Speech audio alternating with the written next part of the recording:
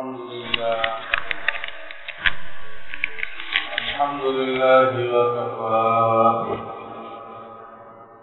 وسلام على عباده الذين اصطفى أما بعد فأعوذ بالله من الشيطان الرجيم بسم الله الرحمن الرحيم إن الذين آمنوا وعملوا الصالحات كانت لهم جنات الفردوس نزلا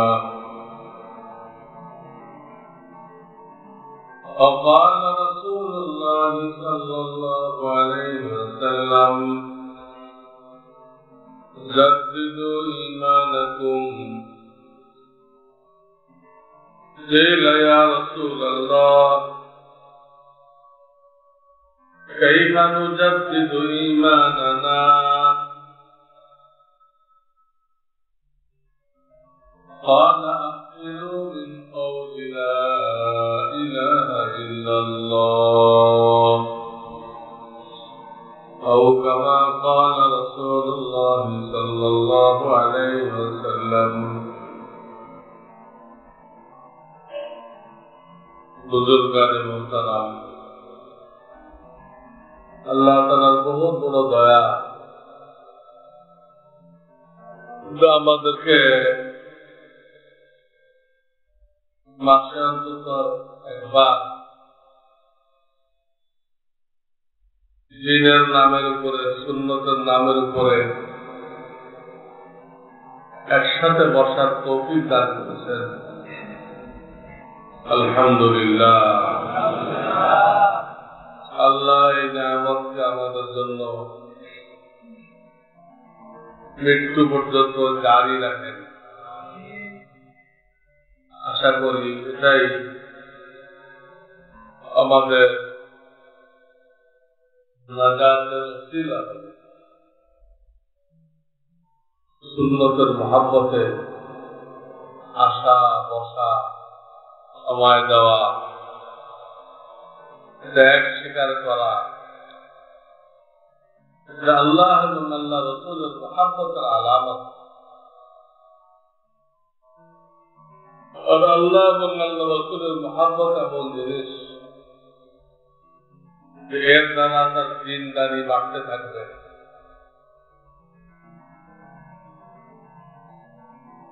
শরীয়ত অনুযায়ী চলা আগ্রহ বাড়তে থাকবে এবং এক সময় সে পরিপূর্ণ মুমিন মুসলমান হয়ে যাবে।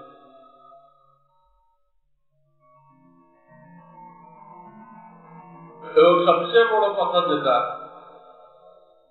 এই ধরনের মজলিসে যাদের উঠা বসা থাকে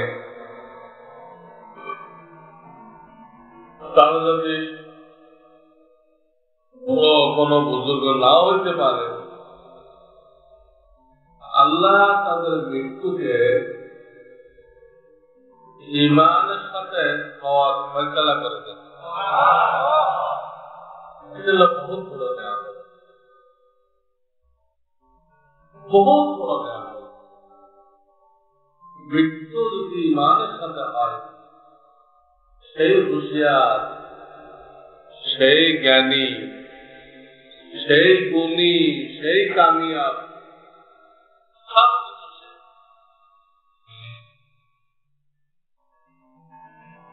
আর মৃত্যু যদি ইমানের সাথে না হয়, দুনিয়াতে যত নাম কাম থাকুক, মানুষ যত কিছু মনে করুক, যত সম্মানই মনে করুক, তাকে পুরা দুনিয়া কুর্সিতে বসানো হোক, মৃত্যু ইমানের সাথে হলো না, একে বলা হবে 16 আনায় নিচে চরম ব্যর্থ, যার পুরা ব্যর্থতা নেই, বোকা, দুর্ভাগ্য, মানে এটা এমন একটা জিনিস, এর থেকে ক্ষতিগ্রস্ত আর কেউ নেই। সমস্ত জানোয়ারের মৃত্যু। আল্লাহ আমাদের সকলের মৃত্যুকে ঈমানের সাথে নসিব করে। এই দোয়াটা সবসময় করতে থাকা দরকার। আল্লাহ আমাদের মৃত্যুকে ঈমানের সাথে নসিব করে। কত গুনাহ খাতা হয়ে যায়, ভুল ভ্রান্তি হয়ে যায়, আল্লাহ তুমি মাফ করে দিও। কিন্তু আমার মৃত্যু তোমার সাথে সাক্ষাৎ ঈমানের সাথে। اللهم اجعل خير أمري آخره وخير أيامي وخير يومي يوم ألقاك فيه. حديث الدعاء اللهم اجعل خير أمري آخره وخير عملي خواتيمه وخير أيام يوم ألقاك فيه. এটা নবীজি সাল্লাল্লাহু আলাইহি ওয়াসাল্লাম আল্লাহর কাছে একটা দোয়া শিখেছেন যে আল্লাহ আমার জিন্দেগির মধ্যে জিন্দেগির শেষ অংশকে সবচেয়ে বেশি ভালো করে দাও, আমার জীবনের শেষ আমলকে সবচেয়ে ভালো করে দাও, আর আমার জিন্দেগির মধ্যে যে দিনগুলো আছে, যেদিন আমি তোমার সাথে সাক্ষাৎ করবো, অর্থাৎ আমার মৃত্যু হবে, ওই দিনটাকে সবচেয়ে ভালো দিন করে দাও। তার অর্থ ঈমানী মওত, তার অর্থ ঈমানী মওত। আল্লাহ আমাদের সকলকে নসিব করুন। হাজী সাহেবানরা দেশে ফিরতেছেন,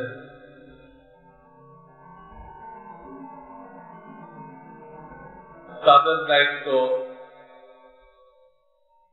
নিজের ঘরে ঢোকার আগে কিছুক্ষণের জন্য মহল্লার মসজিদে আসা, নিজের ঘরে ঢোকার আগে। আর অন্যদের দায়িত্ব হাজী সাহেবানরা ঘরে ঢোকার আগে তাদের সাথে সাক্ষাৎ করে তাদের কাছে দোয়া চাওয়া যে আপনি আমাদের জন্য আল্লাহর দরবারে ইস্তেগফার করেন, আমাদের জন্য আল্লাহর দরবারে ইস্তেগফার করেন। আমাদের দায়িত্ব দ্বারা যেতে পারলে এই বুঝছো, কারণ হাদিসের মধ্যে আছে হাজী সাহেবের ঘরে ঢোকার আগে যার জন্য যে দোয়া করে আল্লাহ সেই দোয়াকে কবুল করে দেন। এই সুযোগ ঘরে ঢোকার আগ পর্যন্ত। অনেকে মনে করে 40 দিন পর্যন্ত ফিরে আসা করে। 40 দিনের কোন হাদিস আমাদের এলেমে নেই। আমরা যারা পড়াই ওখানে আছে ঘরে ঢোকার আগ পর্যন্ত। এই জন্য বন্ধু বান্ধব আত্মীয় স্বজন ওদের থেকে আসলে সময় বের করে তাদের থেকে এই দোয়াটা নেওয়া, যে আপনি আমাদের সকলের জন্য হাত তুলে মোনাজাত করেন, আল্লাহ যেন আমাদের আসছি আমাদের সবাইকে মাফ করে দেন। উনি দোয়া করে দেন। যাওয়ার সময় উনি দোয়া দিয়ে গেছেন সবাই, আসার পরে উনি দোয়া করে দিবেন। দোয়া খাজানা নিয়ে আসছেন। এই একটা কথা। দ্বিতীয় কথা, হাজী সাহেবরা এই হজের সফরে খুব বেশি বেশি তালবিয়া করে থাকে। তালবিয়া হজের প্রত্যেকটা আমলের একটা শিক্ষা, প্রত্যেকটা আমলের। সেই ব্যাখ্যাতে আমি এখন যাব না। ওটা যারা দেখতে চান, আমার লেখা যে বই ইসলামী জিন্দেগি, ইসলামী জিন্দেগি, ওখানে সূচিপত্রের মধ্যে তালাশ করে দেবে হজের প্রত্যেকটা আরকান আহকাম থেকে কি শিক্ষা গ্রহণ করতে হবে, তাহলে প্রাণবন্ত হজ হবে। হজ জিন্দা হজ হবে, তাজা হজ হবে, হজ্জে মাবরুর হবে। আর ওই শিক্ষাগুলো খেয়াল না করলে এটা একটা ভ্রমণের মতো। ভ্রমণ করলো, গল্প গুজব করলো, এই কদিন আনন্দ ফুর্তি করলো, এটা হজ হলো না। হজে গেলে মনে হয় অনেকে দেখলে যে পর্দা না,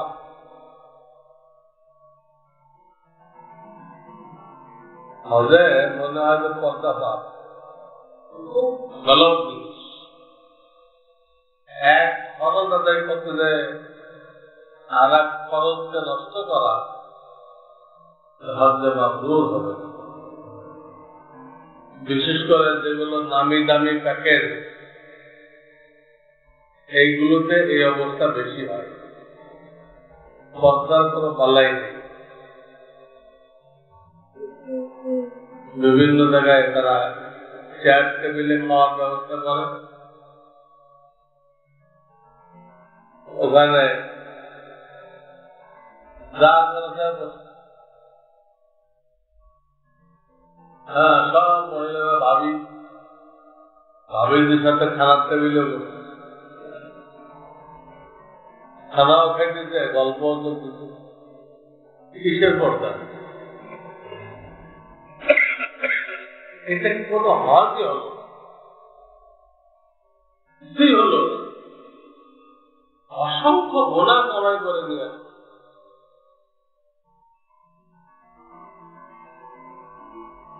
দেশে এতগুলো মহিলার সাথে কথা বলতে বহুদিন লাগে, প্রায় এক সফরে।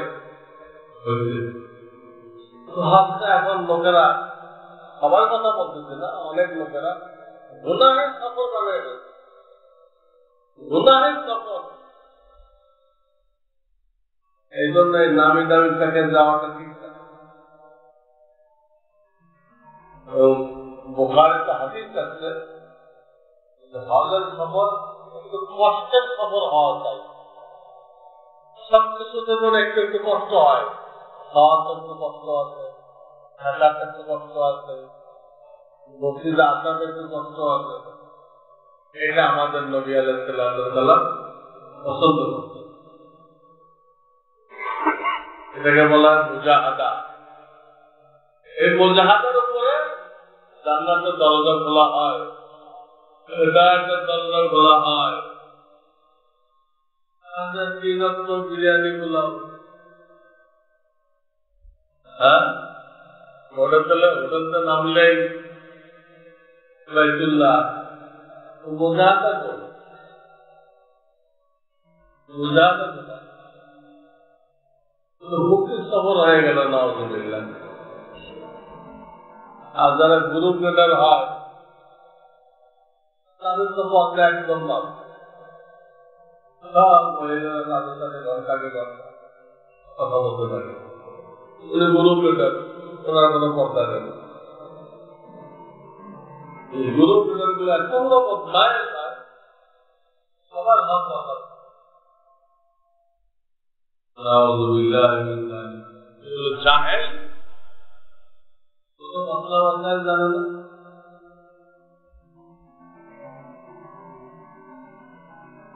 কিতাব আমরা লিখে দিচ্ছি হযরত সফরে কালাম মুস্তাফিজ কালাম মুকিম, কারণ এখন প্রেক্ষাপট বদলে গেছে। প্রেক্ষাপট বদলে গেছে, সরকার মিনা মুজদালিফাকে মক্কার মতো দাখিল করে দিচ্ছে। এখানে মক্কা পরিবর্তন হয়ে গেছে, আমরা কিতাবে লিখে দিচ্ছি অনেক এই হজ গাইডরা এগুলো ভালো না, তারা সবাইকে কন্ট্রোল করে। পুরা নামাজ পড়া জরুরি, কন্ট্রোল করে নামাজ গুলো বরবাদ, এক হাত থেকে নামাজ বরবাদ, বরবাদ, লোকের কোন হেফাজত নেই, সবারের কোন হেফাজত নেই,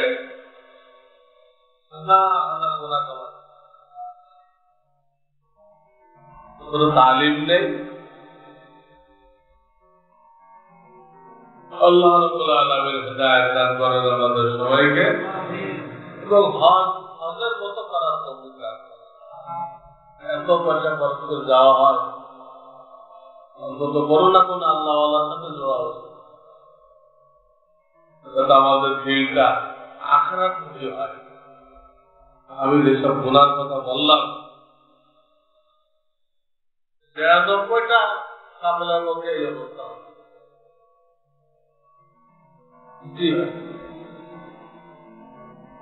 এই জন্য রাখা হচ্ছে, আল্লাহ যাদেরকে মাল দিয়েছেন, স্বাস্থ্য দিয়েছেন, তাদের প্রতি ৫ বছরে একবার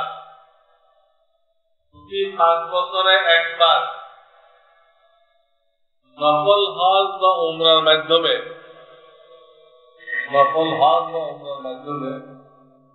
বাইতুল্লাহ হাজির হওয়া জরুরি। প্রতি ৫ বছরে একবার।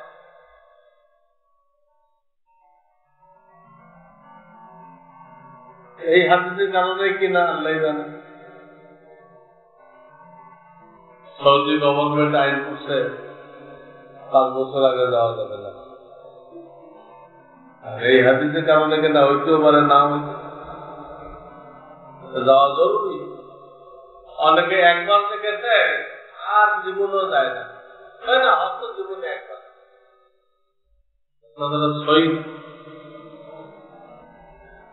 আমি যে কথাটা বলতে চাচ্ছিলাম, হাদিস আমরা বহুত তালবিয়া করে হজের সফরে, উমরার ইহরামে থাকে তখনও পড়ে, হজের ইহরামে থাকে তখনও পড়ে লব্বাইক আল্লাহুম্মা লব্বাইক লব্বাইক লা শারীকা লাক লব্বাইক ইন্নাল হামদা ওয়ান নি'মাতা লাক ওয়াল মুলক লা শারীকা লাক। একটা বাক্য একদমে পড়তে হয়, এখানে সুর মিলায় তাল মিলায় বলা যায় না। যাত্রা সে এই তালবে এমন জিনিস ইচ্ছা করলেই পড়া যায় না। উমরার ইহরাম মানলেন, করতে পারবেন কতক্ষণ? ওয়াজ করার জন্য যে মসজিদ যাবেন, বাইতুল্লাহ যেই কাবা শরীফের কাছে গেলেন, বন্ধ আর যায় সুন্দর। আল্লাহ আল্লাহ আমি তোমার দরবারে হাজির, আল্লাহ তোমার কোন শরীক নেই, আমরা বলতে পারবেন না। উমরাতে তওয়াফের জন্য গেলেন, তালবিয়া করলেন। হজের মধ্যে 10 তারিখ বড় শয়তানের কাছে গেলেন,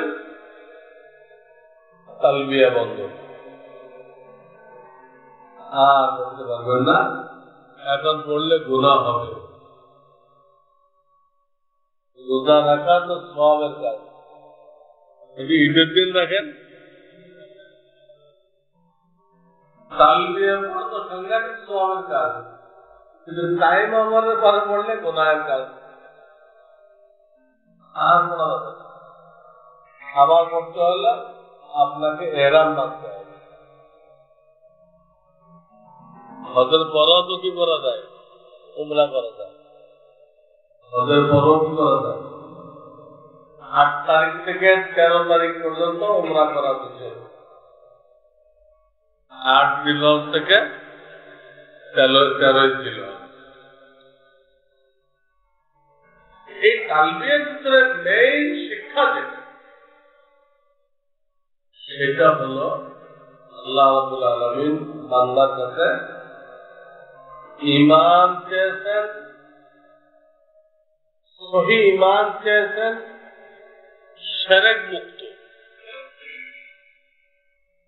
বান্দার কাছে আল্লাহ প্রথম দাবি, সবচেয়ে গুরুত্বপূর্ণ দাবি, সহি ঈমান, শিরক মুক্ত ঈমান, শিরক মুক্ত। এই জন্য লা শারিক কিন্তু 2 বার আছে। লা শারিক কয়বার আছে? লা শারিক। এখন আমাদের সমাজে ঈমান নিয়ে আলোচনা খুব কম। তালবিয়ার মাধ্যমে যে জিনিসটা আল্লাহ চাইলেন, সেই জিনিসটা যদি না বুঝলাম তাহলে কি হলো? সহি ঈমান কি, শিরক মুক্ত ঈমান কি,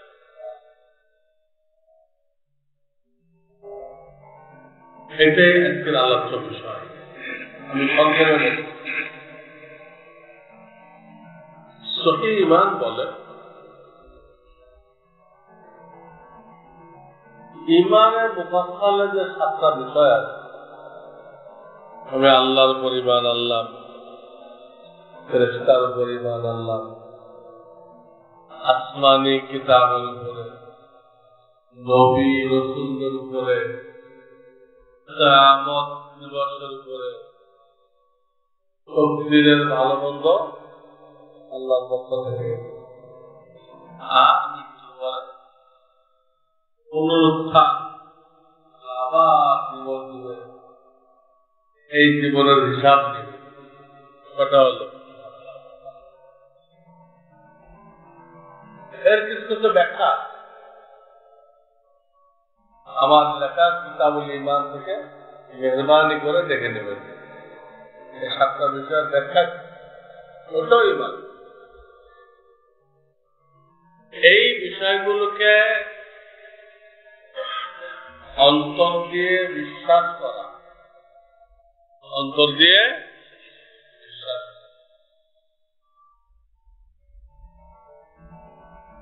জবানে স্বীকার করা, স্বীকারোক্তি নিজের মুখের দ্বারা দেওয়া, আমি স্বীকার করলাম।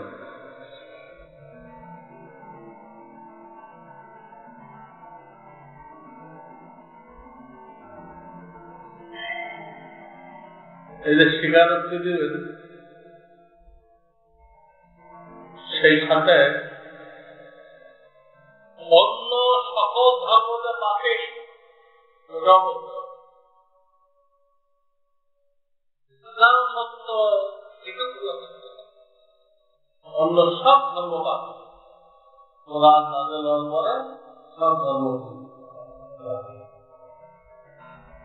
তো জবানে কথাগুলো স্বীকারোক্তি দিতে হবে, ইসলামের এই মূল কথাগুলো, আর অন্য ধর্মদের বাতিল বলতে হবে।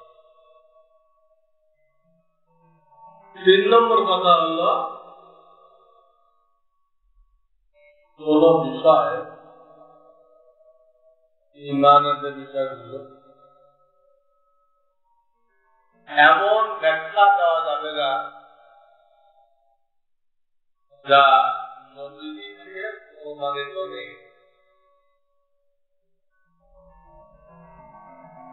4 নম্বর, ইমানকে শিরিক থেকে পবিত্র রাখা। শিরিক ইমানের সাথে শিরিক মিশাই দিলে ইমানের আর অস্তিত্ব থাকে না। যতই বলে দেবে আল্লাহকে মানছি, আল্লাহ রসুলকে মানছি, এগুলো সব বেকার হয়ে যায়। মানুষের ঠিক আছে, কিন্তু কোনো কাজে আসবে না। শিরিক মিশানো কাজে ভিটামিনের মধ্যে যদি বিষ মিশাই যায়, ভিটামিন থাকে, পুরোটা বিষ হয়ে যায়।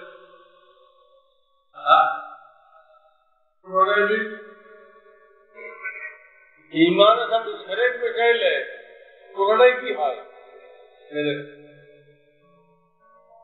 চারটে কথা আপনার আমার মাথায় রাখতে হবে। তালবিয়া দ্বারা আল্লাহ যারা শিক্ষা দিয়েছেন, ওই শিক্ষা আমলে আনার জন্য কি চারটে কথা? ইমানে মুসলমানের 7টা পয়েন্ট। এক নম্বর কি বলছিলাম? অন্তরে। 2 নম্বর জবানে স্বীকৃতি দেওয়া, ইসলামের বাইরে অন্য ধর্মকে বাতিল ঘোষণা করা। 3 নম্বরে ইমানের কোন বিষয় মন গড়া ব্যাখ্যা না দেওয়া, বা কেউ দিয়ে থাকলে ওদের না মানা। 4 নম্বর শিরক মুক্ত, ইমানকে শিরক থেকে পাক পবিত্র রাখা। কয়টা কথা? পয়েন্ট তো 7টা। ওই 7টা বিষয় তখন ইমান হবে, ওর সাথে 4টে কথা লাগবে। খুব ভালো করে বুঝি, যদি ইমানের ব্যাপারে আমাদের দেশে আলোচনা নেই, কোন ওয়াজ মাহফিলে, কোন জুমার বয়ানে কোথাও আলোচনা পাবেন না। অথচ কোরআন হাদিসে এর থেকে জরুরি কোনো বিষয় নেই, কোনো বিষয় নেই। কারণ ইমান এমন জিনিস, এই একটা জিনিস যদি সহি হয়ে যায় আর আমল যদি তার না থাকে বা আমল গলত হয়ে যায়, ইমানের জোরে সে বেঁচে যাবে। এইটা যদি গলত হয়ে যায়, শত কোটি আমল থাকুক, সব বেকার। সমস্ত আমল নষ্ট হয়ে গেছে, ইমানটা টিকছে। এ জান্নাতি আমল একটাও টেকে নেই, ইমান টিকছে, জান্নাতি। আমল করে গেছে, ইমান গ্রহণযোগ্য হয় নাই। আল্লাহ আমাদের ইমানকে সাহাবায়ে কেরামের ইমানের সাথে মেলাবেন। فَإِنْ آمَنُوا بِمِثْلِ مَا آمَنْتُمْ بِهِ فَقَدِ اهْتَدَوْا। সূরা বাকারা এই আয়াতে বলে দেওয়া হয়েছে, তোমাদের ইমানকে আমার নবীর সাহাবায়ে কেরামের ইমানের সাথে মেলাতে হবে। যারটা মিলবে সে হিদায়াতের উপর আছে। সাহাবায়ে কেরাম যখন মাপ কাটি না, মাপ কাটি হল না।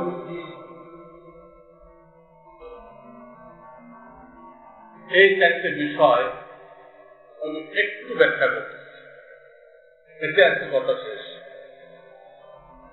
প্রথম বলছিলাম অন্তর দিয়ে বিশ্বাস করতে হবে, 7টা পয়েন্ট কি করতে হবে। এর অর্থ হল অবিশ্বাস করা যাবে না, উল্টা সাইড দ্বারা সঠিক সাইডটা ক্লিয়ার বুঝে আসে। দিন কাকে বলে? এটা রাস্তা। দিন কাকে বলে? রাত কাকে বলে? দিন না। তো বিপরীতটা দিয়ে আর একটা বুঝে আসে। বলছি এইগুলো অন্তর থেকে বিশ্বাস করতে হবে।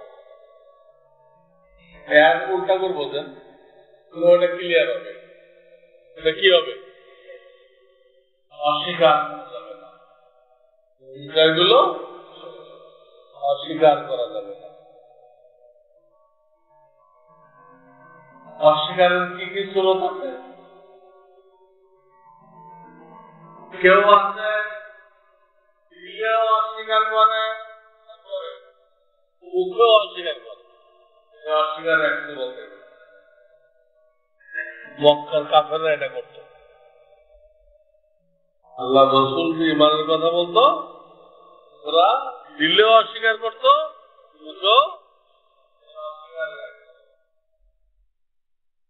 দ্বিতীয় সুরত হলে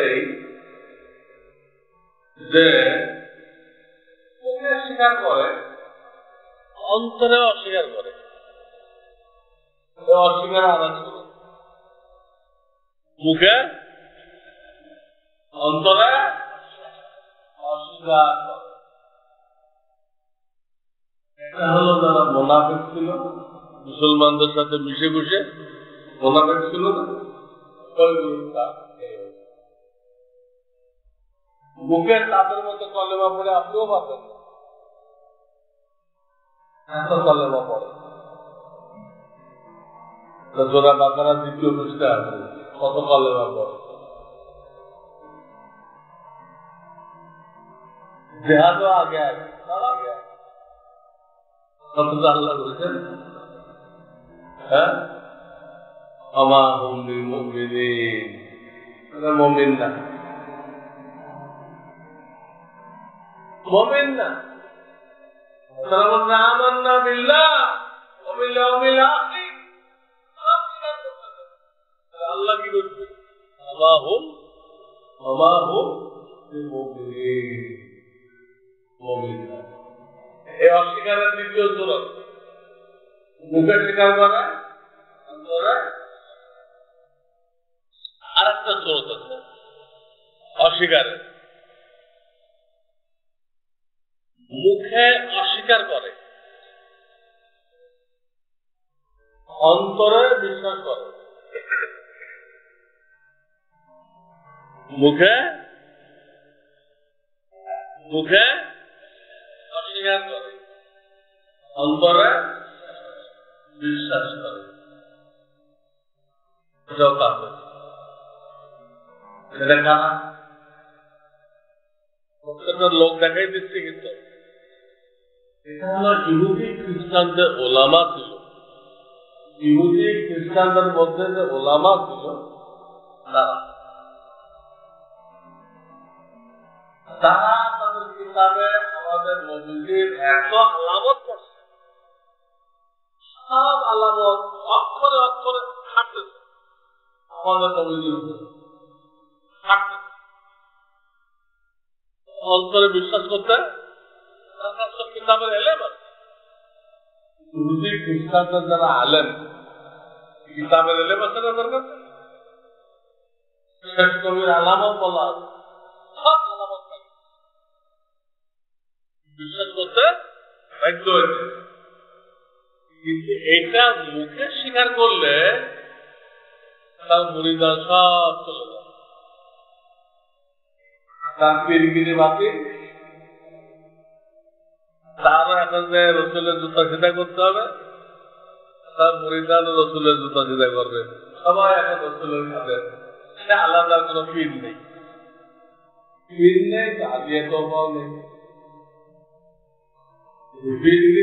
হাদিয়ার অভাব বজায় রাখার জন্য এই লোকগুলো অন্তরে বিশ্বাস করা সত্ত্বেও মুখে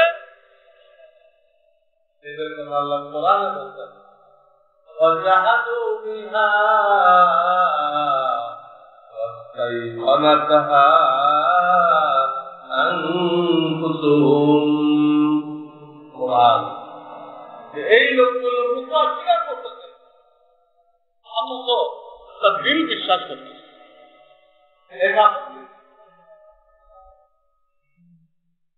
অস্বীকারের কয়টা সুরত হল? এই তিনটা হলো প্রথমটার বিরুদ্ধে, প্রথম নামে 4টা পয়েন্টের প্রথম পয়েন্ট কি বলছিলাম? এই 7টা বিষয় দিলে বিশ্বাস করতে হবে, বিশ্বাস করে না তার একটি সুরত।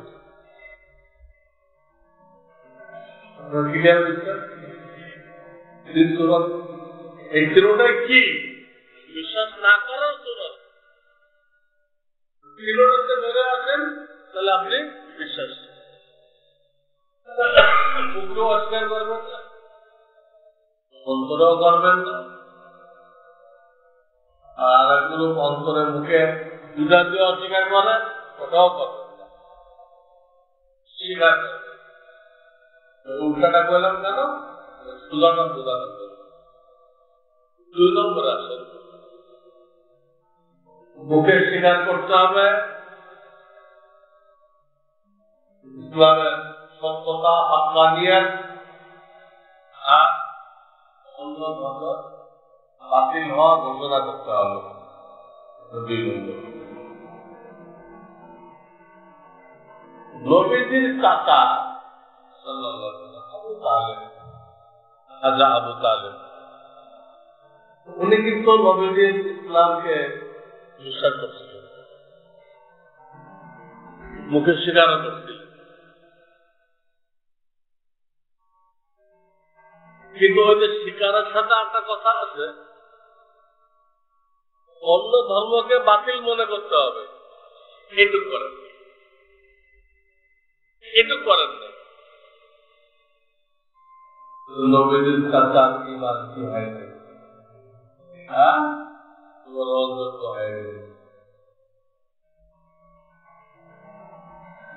নবীজির দাওয়াত ছিল, তখন উনি বলেছিলেন আলিমতু বিআন্না দীন মুহাম্মাদিন খায়রু আদিয়ানিল বারিয়াতি কুল্লিহিম লাউলাল মালামাতু আও ইনারু মাসাফাতিন লাওয়াজাতনি বিযালিকা সামহাম মুবিনা। এই কবিতাগুলো পড়ছিলেন, এর অর্থ আমি মনে প্রাণে বিশ্বাস করছি তোমার ধর্ম সহি ধর্ম, কিন্তু এটা গ্রহণ করলে আরবের মহিলারা আমাকে গালি দিবে, আমার সমালোচনা করবে, মৃত্যুর সময় আপনাদের ধর্ম ত্যাগ করে মরছে, এই মহিলাদের এই গালি আমি সহ্য করতে পারবো না, এই জন্য গ্রহণ করতে পারলাম না। তা না হবে আমার ধর্ম ঠিক, বিশ্বাস করছি, মুখে স্বীকারও করলাম। ওলামারা লিখতে ওনার বিশ্বাসও পাওয়া গেছে, স্বীকারের যে 2 সাইড, এক সাইড পাওয়া গেছে, ইসলাম ঠিক, আরেকটা সাইড লাগবে, ওদের ভাড়া এটা পরিপূর্ণ হবে। ইসলাম ঠিক, অন্যগুলো গলত, অন্যগুলো এটা বলে না, ইমান হয়নি। বিশ্বাস করলো, স্বীকার করলো, এরপর ইমান হইতেছে না। ঠিক উনার যে বাচ্চা রাখেন তার একই ঘটনা, নবীজি দাওয়াত দিতে চিঠি দিয়ে, নবীজি কেমন মানুষ জানার জন্য সে বাইতুল মুকাদ্দাসের মার্কেট থেকে এক আরব দলকে ডেকে দিতে ব্যবসার জন্য গেছিল, ছিল আবু সুফিয়ান। আবু তার কাছে সব পয়েন্ট জানি দিতে দিয়ে বলতেন আমাদের কিতাবে লেখা আছে শেষ জামানায় এই নবী আসবে, কিন্তু এসে গেছে পায়ের বিন্দুতে মাটি, খুব তাড়াতাড়ি তার হুকুমতের আন্ডারে ঘটনা স্বীকারও করত, কিন্তু তার ধর্মের বাতিল বিশ্বাস ছিল, রাখেল কি ছিল এটা তো বাতিল, এটা বলে নাই। বিশ্বাস করা, মুখে স্বীকার করা কাজে লাগে নাই। আল্লাহ রাসূল বলছেন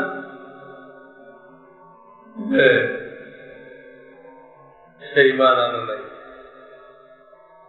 কাযাবা আদুউল্লাহ নবীজি শব্দই উনি কিন্তু স্বীকার করছে, কিন্তু নবীজিকে যখন কারগুজারি দেওয়া হয়েছে নবীজির মন্তব্য হলো কাযাবা আদুউল্লাহ, আল্লাহ দুশমন মিথ্যা বলছে। দেখেন দিলে বিশ্বাস করলো। আমি দুটা উদাহরণ দিলাম, নবীজির চাচা আচ্ছা কি খুব খেয়াল করে শুনেন, রাত 10 ভাইকে আপনাকে পৌঁছাইতে হবে। আমি বলার অর্থ কি? আমি বলার অর্থ হলো আপনাদের সবাইকে আমি দায়িত্ব দিয়ে দিচ্ছি আল্লাহর পক্ষ থেকে, আপনি আমার 10 ভাইরে বুঝাইবেন। এইভাবে ইমানের কথাগুলো ছড়াই পড়বে, এদের ঘুমাই ঘুমাই শুনলে হবে না, খুব সৌকান্দার সাথে শুনতে হবে। দিলে বিশ্বাস করছে, মুখে স্বীকার করছে, এরপর রসুলের চাচার ইমান গ্রহণযোগ্য হলো না, হেরাকেলের ইমান গ্রহণযোগ্য হলো না। ইসলাম ব্যতীত অন্যগুলোদের বাতিল, এই কথাটা বলে নাই, এইটা বলে নাই, বলার কারণে তারা বিশ্বাসের কাজে লাগে নাই, মুখে স্বীকার করাও। 3 নম্বর, ইমানের কোন বিষয় মন করা ব্যাখ্যা দেওয়া যাবে না। এর উদাহরণ দিচ্ছি, একটা উদাহরণ দিচ্ছি। ইমানের একটা বিষয় আছে অরুসুলিহি,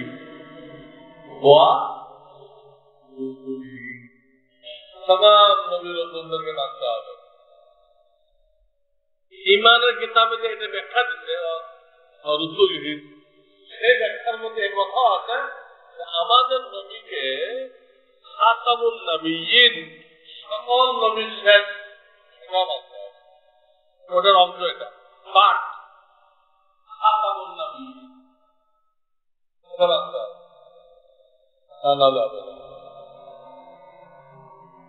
হবে না। কাদিয়ানী সম্প্রদায় তারা খাতামুন নবিয়্যিনের ব্যাখ্যা দিতে তিনি নবিকুল শিরোমণি, সমস্ত নবীদের মধ্যে ওনার বক্তব্য বেশি, এই ব্যাখ্যা। এই ব্যাখ্যা আল্লাহ রাসূলের কোন হাদিসে খাতামুন নবিয়্যিনের এই ব্যাখ্যা আছে? কোথাও নেই। সবখানে আছে আনা খাতামুন নবিয়্যিন লা নবিয়্যা বা'দি, আনা খাতামুন নবিয়্যিন লা নবিয়্যা বা'দি, আমি খাতামুন নবিয়্যিন, আমার পরে আর নতুন কোন নবী আসবে না।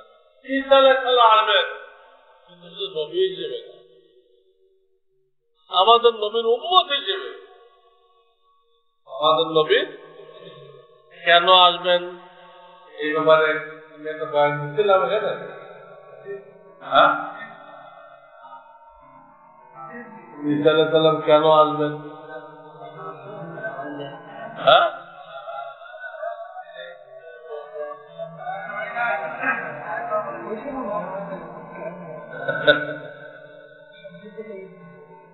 বলছিলাম মনে হয় মাসি দুইজন, মাসি হেদায়াত, মাসি দালালাত।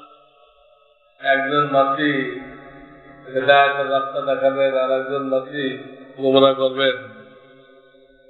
এই দুই মাসিকে লাগাইছে ইহুদিরা জন্য। দুটো মসজিদকে আল্লাহ একসাথে আনবেন, ঈসা মসজিদকে দিয়ে দাজ্জাল মসজিদকে খতম করে দিবেন, ক্লিয়ার হয়ে যাবে। কইতে মসজিদ হেদায়াত, ইহুদিরা দাজ্জালকে কইছে মসজিদ হেদায়াত, আসলে মসজিদ হেদায়াত কে বলি নাই? মনে পড়তেছে? অনেকের মনে পড়তেছে। ও রাবেতার অনুষ্ঠানে আল্লাহ, তাহলে এখানে না ওলামাদের একটা মজলিস হয়েছিল, ওরা বলতো সেখানে নাকি হয়েছিল। এটা তাহলে জমা থাকলো, আজকে টাইম হবে না, ওটা বাদ গেল না, জমা থাকলো। বুঝতে হবে কেন আসবেন।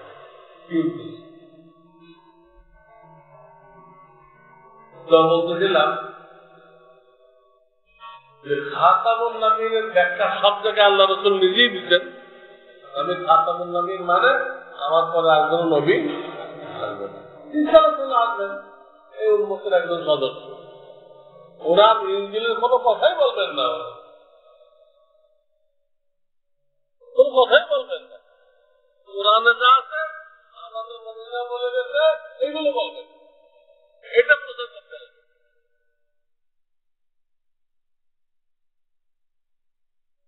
এই হল খাতামুন নবীনের ব্যাখ্যা। ওরা মন করা ব্যাখ্যা কি দিতে নবীকুল এইটার ওটা তো মানে ফজিলাত বেশি সবার মধ্যে, সব নবীদের মধ্যে ওনার ফজিলাত, শেষ নবী কিনা তা তো হলো না কিছু।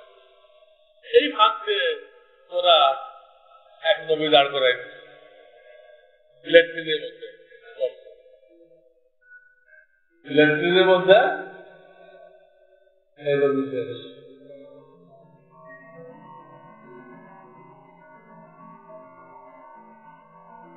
এই জন্য এখন ল্যাট্রিনের নাম পর্যন্ত হয়ে গেছে।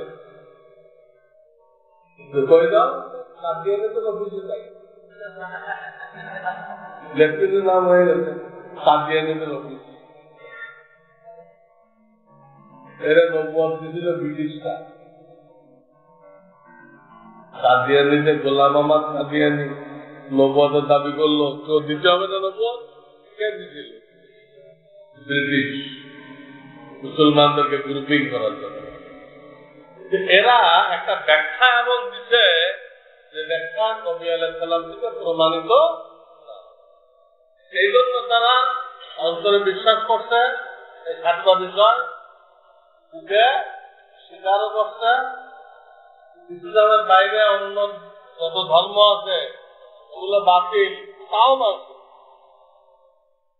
তিনটা মানছে তারা। এই চতুর্থ পয়েন্ট এসে ধরা গেছে। অন্তরে বিশ্বাস করছে, বুকে স্বীকার করছে, অন্য ধর্মকে বাতিল ঘোষণা করছে। ধরা গেছে এমন এক ব্যাখ্যা দিয়ে করছে আল্লাহ রাসূল দেয় নাই, ওই ব্যাখ্যা দিয়ে কি হয়ে গেছে? কাফের হয়ে গেছে। এক ব্যাখ্যা দিয়ে কি হয়ে গেছে? ঠিক ওই টাইপের ব্যাখ্যা শিয়ারাও দিচ্ছে, কাদিয়ানীরাও এই টাইপের ব্যাখ্যা দিচ্ছে। এই টাইপের ব্যাখ্যা কারা দিচ্ছে? শিয়ারা। 12 ইমাম মানে সেই ইমামের যে ব্যাখ্যা দিচ্ছে ওদের সেই ইমাম নবীদের উপরে চলে গেছে। শিয়াদের 12 ইমাম নবীদের উপরে চলে গেছে। অথচ আল্লাহ রাসূল এমন কোন ব্যাখ্যা দেন নাই কোন ইমাম কি হইতে পারে। ইমাম মানে ধর্মীয় নেতা, কিন্তু নবীর উপরে যেতে পারে? শিয়ারাই ব্যাখ্যা দেয়। শিয়াদের বুখারী শরীফের নাম হলো উসুলে কাফি। আমাদের বুখারী, শিয়ারাটা বুখারী মানে এটার নাম কি? উসুলে কাফি। সেখানে তাদের 12 ইমাম সম্পর্কে লিখছে যে 12 ইমামের গায়েব জানে, 12 ইমামের এত পাওয়ার, কোনো আরামকে যে কোনো মুহূর্তে হালাল ঘোষণা করতে পারে। কোন হারামকে হালাল, হালালকে হারাম ঘোষণা করতে পারে। চিন্তা করে আমাদের রাসূল বলছে কোরআনের একটা নুকতা পরিবর্তন করার ক্ষমতা আছে। কোরআনের একটা নুকতা পরিবর্তন করার ক্ষমতা আছে। আমার ওয়ান্দিরু তিলকা নাফস, আমাদের রাসূলের ক্ষমতা নেই, আমাদের ইমামের সেই ক্ষমতা হয়ে গেল। আর কমিটি লিখছে আমাদের 12 ইমামের এরকম ফজিলত কোন ফেরেশতা, কোন নবী রাসূল এটা নির্ভর করতে হতে পারে। কমিটি শব্দ ওয়াইন্না লিআইম্মাতিনা মাকামুন লা ইয়াকুমুহু মালাকুন মুকাররাব ওয়ালা নাবিয়্যুম মুরসাল ওয়া ইন্না লিআইম্মাতিনা ইমামের বহু বছর আইম্মা আমাদের ইমামদের এমন পজিশন লা ইয়াকরুবুহু কাছে আসতে পারবে না মালাকুন মুকাররাব আল্লাহর নৈকট্যশীল কোন ফেরেশতা ওয়ালা নাবিয়্যুম মুরসাল না কোন নবী রাসূল। ইমামের ব্যাপারে শিয়ারাদের ব্যাখ্যা দিতে এই ব্যাখ্যাতে তারা কি হয়ে গেছে আরো পয়েন্ট আছে তারা আমাদের এই কোরআনকে অরিজিনাল মানবে তারা বলে যে অরিজিনাল কোরআন শরীফে 17,000 আয়াত থাকতে হবে এই কোরআন শরীফ আছে 6,236 11,000 কম এটার কারণে কাপে হয়ে গেছে। কত নম্বর পয়েন্ট গেল 3 4 নম্বর পয়েন্ট হল আল্লাহর সাথে শরীক করা যাবে না। যদি বলেন আল্লাহর জাতি নূরের তৈরি আমাদের নবী আল্লাহর সাথে শরীক করা হলো না আল্লাহের নূরের তৈরি তার কোনো দলিল দুনিয়াতে কারো কাছে নেই কোন আয়াতও নেই হাদিসও নেই ওরা দলিল নাই আল্লাহ নূরুস সামাওয়াতি আল্লাহ আল্লাহ নূরের তৈরি আসমান জমিনের তামাম নূর আল্লাহ সৃষ্টি করছে এর অর্থ আর জাতির অর্থ করছে আল্লাহ নূরের তৈরি আরে মাটির তৈরি ফেরেশতা ভাগ নূরের তৈরি মাটির তৈরি মানুষ ভাগ নূরের তৈরি ফেরেশতা আগুনের তৈরি জিন ভাগ আল্লাহ যদি নূরের তৈরি হয় কিন্তু মানুষের নিচে পড়ে গেল আল্লাহ লক্ষ লক্ষ পর্দা দিয়ে নিজেকে বেষ্টনী করে রাখছেন ওই পর্দাগুলো কিসে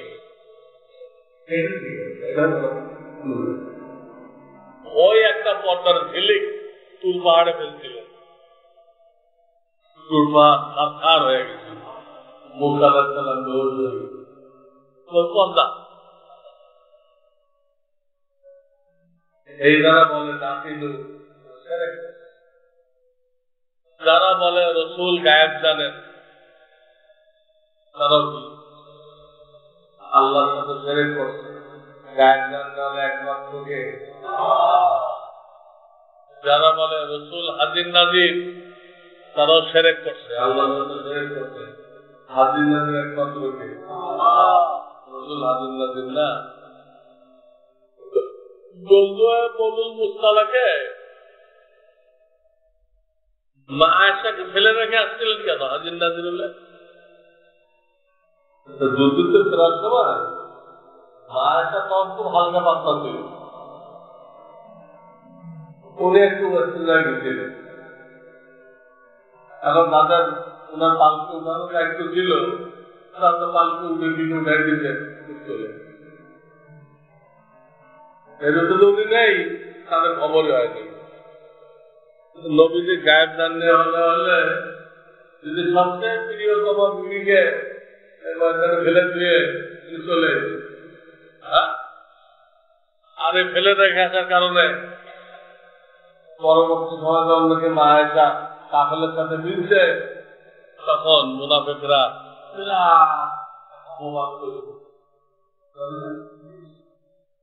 অপবাদের কারণে নবীজি 1 মাস করে খান 1 মাস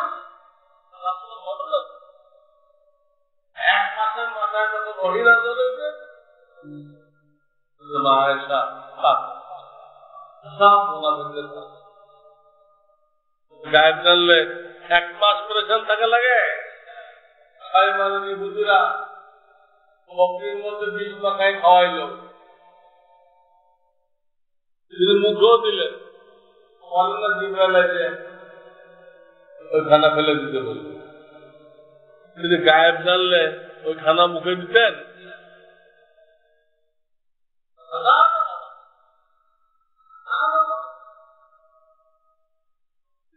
জিন্নাতিন না, যারা মাজারে মান্নত করে, মান্নতটা ইবাদতটা মান্নতটা ইবাদতটা আল্লাহর জন্য হবে, শুধু মাজারে করে শিরক। মাজারে যদি প্রার্থনা করে আল্লাহ সন্তান দাও, ব্যবসা দাও, শিরক। প্রার্থনা করে ইবাদত কিনা? খালি ইবাদতটা ইবাদতের মগজ, আর দুআও কুফুল ইবাদত, ইবাদতের মগজ। ইবাদতের দ্বারা উদ্দেশ্য নিজের হীনতা দাসত্ব প্রকাশ করা, হীনতা দাসত্ব প্রকাশ করা। এটা দোয়ার মধ্যে যে পরিমাণ হয়, অন্যখানে যে পরিমাণ হয়। আপনার নাকি কান্দে কান্দে দোয়া করেন, তখন যে পরিমাণ হীনতা বোঝা যায়, এদের নামাজ পড়ার সময় সে পরিমাণ বোঝা যায়। কত বড় ইবাদতের মগজ, সেটা আপনি মাজারে দিচ্ছেন। মাজার আল্লাহর কাছে সন্তান দিচ্ছেন, মাজার আল্লাহর কাছে, আল্লাহর কাছে, মাজার আল্লাহর কাছে। কি হলো? শিরক, তার ঈমান চলবে না। মাজারে সিজদা করা, পীরের পায়ে সিজদা করা, মাজারে তওয়াফ করা, সব শিরক। মাজারে যা হয় মোটামুটি সব কি। আর ওরা খাটে বসে না, যারা মাজারে যায় ঘাড়ে ধরে সবাইকে দিয়ে শিরক করায়, ঘাড়ে ধরে। আপনি চিন্তা করবেন না, আপনার ঘাড়ে ধরে কি করাইবে? চিন্তা করাইবে। বলবে বাবার কাছে নিয়ে যা, রাখুতে নেওয়ার হাতে নিয়ে যা। আরে বাবা হায়াতে গিয়ে তো দিতে পারতাম না, আল্লাহ কাছে দোয়া করতো। হায়াতে তো দিতে পারে নাকি, দোয়া আর মরে গেছে, এখন তুমি গেছে। মাথায় যাওয়া যায়, আপনি ওখানে 3 ফুল পড়বেন। যত বড় বুজুর্গ আপনি 3 ফুল পড়ার জন্য যাবেন, আপনি কিন্তু আনতে যাবেন না। আনতে গেলে তো ফেরে গেছে। 4 নম্বর পয়েন্ট কি ছিল? শিক্ষা ছিল সহিহ ঈমান, শিরক মুক্ত ঈমান। সহিহ ঈমান, তার জন্য কটা শর্ত লাগাইছে? ওই 7টা পয়েন্ট বিশ্বাস করতে হবে, মুখে স্বীকার করতে হবে, সেই সাথে অন্য ধর্মকে বাতিল মনে করতে হবে। কোন বিষয়ে মন গড়া ব্যাখ্যা দেওয়া যাবে না। আর ঈমানের সাথে শিরক মিশানো যাবে না। আপনাকে ক্লিয়ার? এক পয়েন্ট তো বারবার হয় না, ক্লিয়ার না হলে তো আপনি বলতে পারবেন না। আপনার আমার নিজের জন্য জরুরি,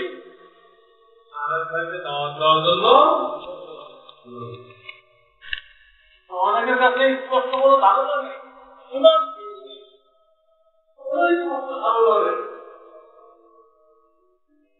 আমরা মনে করি কি নামাজ পড়ে ইমানদার, আর তাহাজ্জুদ পড়ে, আরে তাহাজ্জুদ পড়ে কাফের হতে পারে। এই পয়েন্টগুলো দরকার। তাহাজ্জুদ তো আমল, তাহাজ্জুদ তো কি আমল? আমল এক জিনিস, আর ঈমান হলো বিশ্বাস। কথা বুঝলেন? সাধারণ লোক আছে তাহাজ্জুদ পড়ে, বিদ্যুতে পেয়ে যাবে। আবার সাধারণ লোক আছে প্রক্রিয়ার নামাজও পড়ে না, সেখানে বেলা